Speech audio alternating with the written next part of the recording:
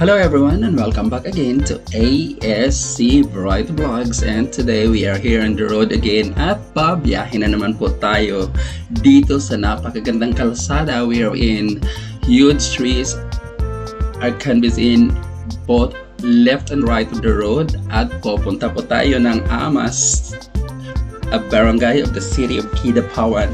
We're in may pupuntahan tayong isang napakagandang tourist destination here inside the capital ground of Cotabato Province. Yes guys, nandito tayo sa Cotabato Province, and in the past it is called North Cotabato.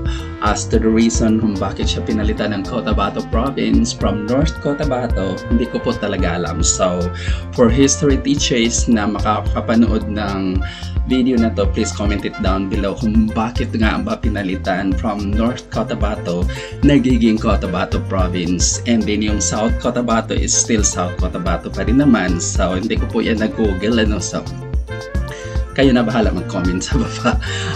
Anyway, andito po tayo sa loob ng Capitol Grounds. So we are now approaching to the main building of the capital of Cotabato Province, and actually guys, napakaganda ng main Capitol building na to, but this time that we are visiting is under renovation po siya. As to the reason again why they are renovating it is hindi ko rin po talaga alam. So if you have the know-how why they are renovating this one, just comment it also below so our viewers can read and be able to know why the province is renovating that one. Maybe they want it to be more beautiful, more attractive, or whatever.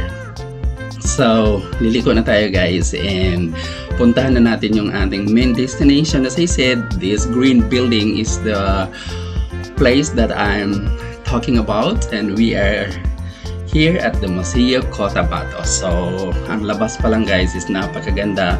It is surrounded by huge trees and these well-selected flowers na talaga namang very picturesque dito sa labas. So the atmosphere is very cool. Ang color ng building, the design, the architecture is talagang pinag-aralang mabuti. So wag nating patagalin, we have to get inside now. And of course I am with Nanay Melba this time, my cousin. Shout out Nanay Melba if you're watching this video. And upon getting in, of course guys, we have to register because this is a government property. So they would know also who are the guests who came in that day. So kailangan magrehistro, and then right after, if you are still waiting for your friends, then they have couches, they have sofas for them to relax kapag napagod muna kayo bago tutuloy. But in our case, dumiretso tayo inside a room wherein we can able to watch the history of Cotabato Province in a 360 projector powered wall. So ganun ka high-tech ang building na to guys. And not only that, because the floor of this room is made up of glass, kita nyo naman ano, and then under that glass is the map of Cotabato Province. So kung hindi nyo pa naikot ang Cotabato Province, just come to this museum. Green boat is there, and nakapunta na po guys si Green boat ng Mount Apo. Congratulations Green boat, and you have the chance already of climbing up Mount Apo, which is the highest mountain in the Philippines. So yung crater na yan guys na nakikita nyo on screen now is the crater of Mount Apo, and napakaganda kasi it's made up of glass na hindi mo makikita sa ibang museum around the country. And also yung mga tao na may takot sa taas, like fear of heights, acrophobia, so medyo pag-aralan nila dito. So at least medyo hindi ka masyadong kakabahan kasi hindi siya ganun kataas. And then after that one, pumunta na kami while walking on the aisles. Na-miss naman naman i-ASC Variety Vlogs kasi even in the aisles, maraming mga pasabog ang museum na ito. They have like this projector powered visuals, na marami tayong nababasa at nakikita along the aisles. So we continue on walking guys, and then we'll be able to see here a lot of artifacts about sa ating mga ninuno, kung ano yung kanilang mga ginagawa dati from the costumes. So these are costumes of the Lumads, the Manobo tribes in Cotabato Province, and of course the Islams or the Muslim brothers that we have.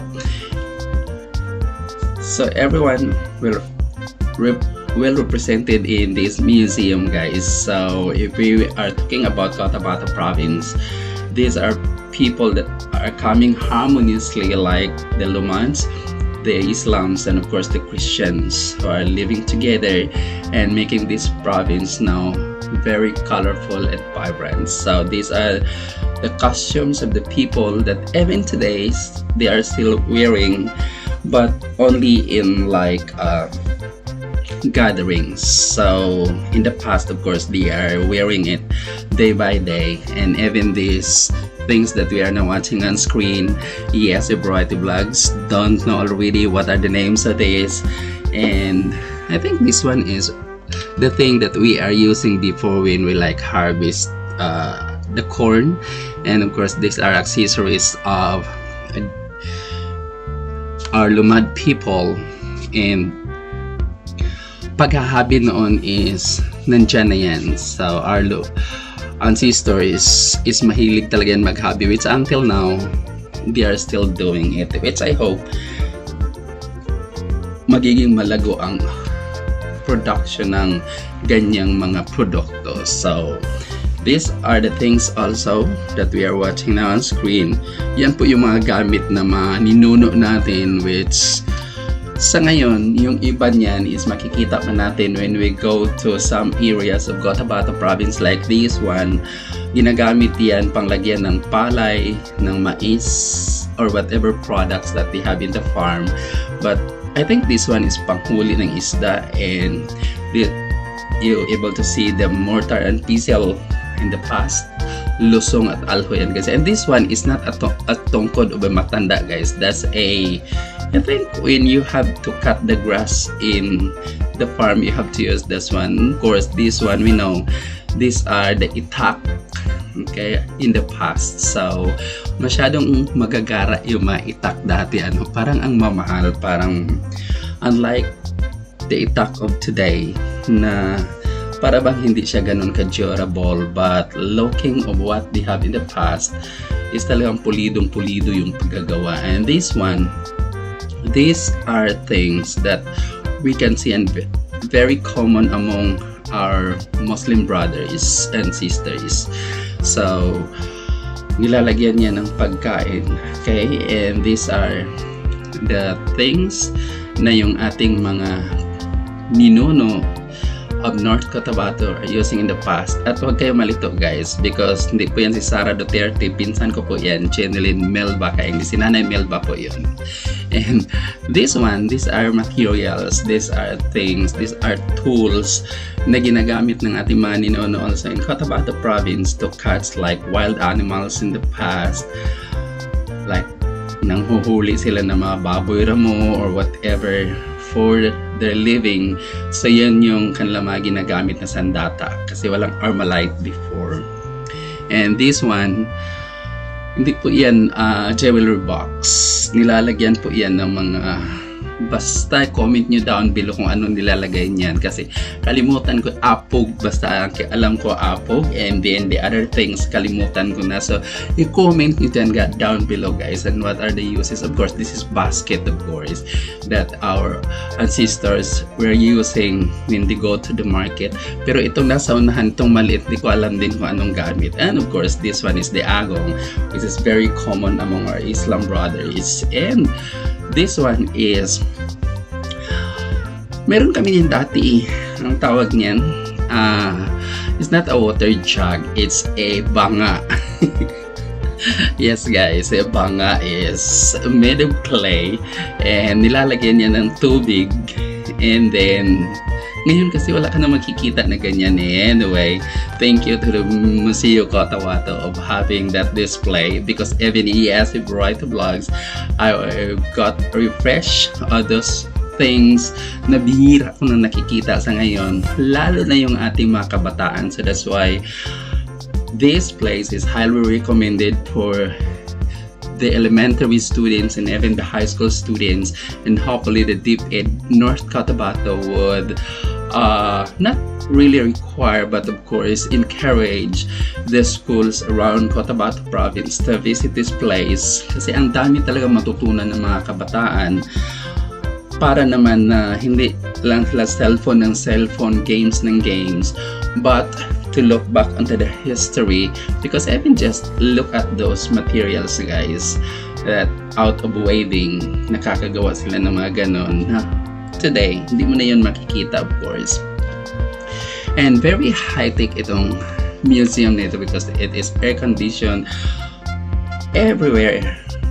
Lahat air-conditioned po talaga siya. And then, basta ang masasabi ko lang talaga is ginastusan ito ng gobyerno na kung saan dapat siya makita ng ating mga kabataan, because of course when we are talking about museum, purposely is to keep the old things that the province has, that the place has, but of course that's also for the younger generation to see on what our folks were having before and ano ba yung nangyari at ano ba yung mayroon sila in the past. So para po ito sa mga kabataan, as I mentioned, especially the elementary students, and that includes the high school students, the DepEd especially, and including the private schools na rin, to possibly visit this museum, the Museyo Kutawato, na kung saan napakaganda, napakarami mong malalaman.